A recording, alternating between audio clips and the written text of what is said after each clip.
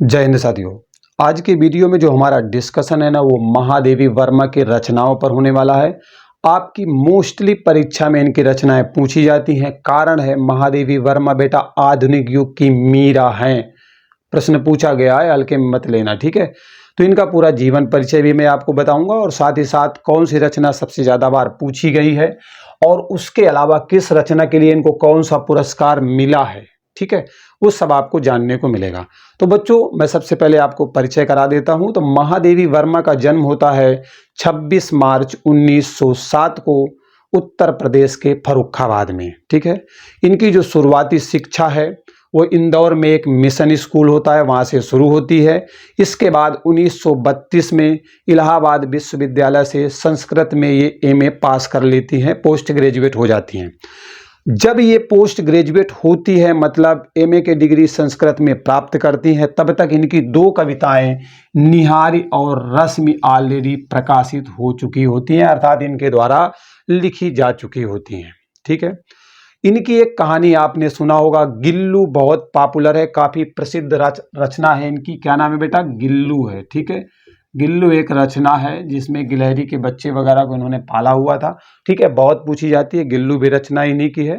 1943 में बच्चों इन्हें भारत भारती पुरस्कार से सम्मानित किया जाता है और 1956 में भारत सरकार द्वारा इन्हें पद्म भूषण की उपाधि दी जाती है। किस लिए? तो साहित्यिक सेवा के लिए, क्योंकि इन्होंने बहुत अच्छी अच्छी रचनाएं लिखी हैं, ठीक है। इस महान कवित्री का जो मृत्यु है वो 11 सितंबर 1987 को हो जाती है। लेकिन इसके बाद अगले साल अर्थात 1988 में भी मरणोपरांत भारत सरकार के द्वारा उन्हें पद्म विभूषण की जो है उपाधि से सम्मानित किया जाता है। तो ये थोड़ा सा जीवन परिचय था जो मैंने अपनी भाषा में रखने का प्रयास किया है। अब हम इनकी रचनाओं को एक एक करके डिस्कस करेंगे, जो कि परीक्षा की दृष्टि से बहुत महत्वपूर्ण रहने वाली हैं। तो सबसे पहले बच्चों हम काव्य रचना पर बात करेंगे। तो काव्य रचना में निहार रश्मि, जैसा कि आप जानते हैं, जब उन्होंने एमए की डिग्री हासिल की थी, मास्टर ऑफ आर्ट किया था संस्कृत से, निहार और रश्मि ऑलरेडी वो लिख चुकी थी। नीरजा भी बहुत महत्वपूर्ण है, सांद गीत भी है, और यामा। यामा तो मोस्ट इंपॉर्टेंट, अक्सर परीक्षा में आपको मिलेगी मिलेगी, ठीक है। अगर बात करें निबंध की, तो निबंध में बेटा अतीत के चलचित्र बहुत पूछा जाता है, स्मृति की रेखाएं भी बहुत पूछा जाता है, और जो छड़दा है ना वो भी बहुत पूछा जाता है। लेकिन अब मन में प्रश्न होगा कि काव्य रचनाओं में क्या सर इतनी ही रचनाएं दी गई हैं? तो मेरे बच्चों और भी रचनाएं हैं। निहार रश्मि से आप परिचित हैं, नीरजा, सांद गीत, यामा तो मैंने बता दिया। दीप शिखा भी इनकी रचना है। कौन सी है बच्चों? दीप शिखा इनकी रचना है, और ये भी अक्सर परीक्षा में जो है पूछी जाती है, ठीक है। दीप शिखा, वैसे यहाँ पर जो है सलजम होना चाहिए, सीटी वाला सा होना चाहिए, ये वाली, ठीक है। दीप शिखा रचना भी है, सप्तपर्णा भी है, अग्निरेखा भी है, ये इनकी काव्य रचनाओं में से एक है। अगर बात करें निबंध और निबंध संग्रह में, तो अतीत के चलचित्र, जैसा कि मैंने अभी आपको बताया, स्मृति की रेखाएं, छड़दा, श्रृंखला की कड़ियां, तो अतीत वाली जो है स्मृति वाली है, और जो श्रृंखला वाली है टू मच इंपॉर्टेंट, मोस्टली परीक्षा में देखने को आपको मिलेंगी, ठीक है। लेकिन मन में प्रश्न होगा कि क्या और भी रचनाएं हैं निबंध या निबंध संग्रह के अंतर्गत? तो हाँ बच्चों, बिल्कुल इनकी रचनाएं हैं, जैसे कि अबला और सबला, ये भी इनका निबंध संग्रह है। श्रृंखला की कड़ियां तो आप जानते ही हैं, संगिनी भी है, चिंतन के क्षण भी है, ठीक है। ये रचनाएं भी इनके निबंध और निबंध संग्रह में आती हैं। अब मन में प्रश्न होगा कि क्या संपादन इन्होंने किया है? तो हाँ, इनके द्वारा संपादन भी किया गया, और वो संपादन क्या है बेटा?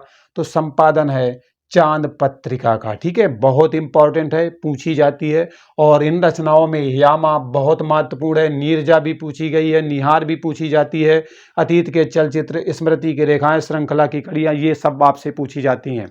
इन्होंने बेटा संस्मरण भी लिखे हैं। संस्मरण और रेखा चित्र का प्रकाशन भी इन्होंने किया, मतलब प्रकाशन क्या किया, लिखा है। पथ के साथी, मेरा परिवार, इनके संस्मरण और रेखा चित्र में आते हैं। संपादन अगर बात करें तो बेटा चांद पत्रिका भी है और आधुनिक कवि नामक पत्रिका भी है, ठीक है। इसका संपादन इन्होंने किया था। जो यामा पत्रिका है बेटा ना, यामा पत्रिका नहीं है, यामा जो काव्य रचना है, इसके लिए इन्हें कौन सा पुरस्कार मिला? ज्ञानपीठ पुरस्कार मिला था, ठीक है। कौन सा पुरस्कार मिला था बच्चों? तो ज्ञानपीठ पुरस्कार इसके लिए मिला है, ठीक है। लिख देता हूं, ज्ञानपीठ पुरस्कार यामा के लिए किसको मिला? महादेवी वर्मा को। अब आपके मन में होगा यामा है क्या भाई? तो बेटा जो यामा है ना, तो इसमें जो आपकी निहार है, रश्मि है, नीरजा है, ठीक है। साथ ही साथ में जो आपके शांत गीत है, मतलब ये चार की चारों रचनाएं जब मिला के संग्रह कर दी गई तो पूरी यामा तैयार हो गई है, और इसी यामा के लिए इन्हें ज्ञानपीठ पुरस्कार भी मिला है। मतलब यामा क्या है? तो आपके निहार, रश्मि, नीरजा और शांत गीत के गीतों का संग्रह है यामा, ठीक है।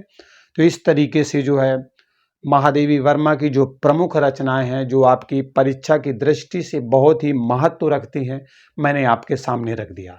अब अगर बंदे की मेहनत और बताई गई बातें सारी समझ में आई हैं तो उत्साहवर्धन के लिए लाइक कर दें, और इस तरीके के वीडियो अगर आपको चाहिए तो चैनल को सब्सक्राइब कर लें, बेल आइकन जरूर ऑन कीजिएगा, जिससे आगे आने वाली वीडियो की नोटिफिकेशन आप तक पहुंच पाए। मिलते हैं अगले वीडियो में एक नए अपडेट के साथ, तब तक के लिए बाय बाय।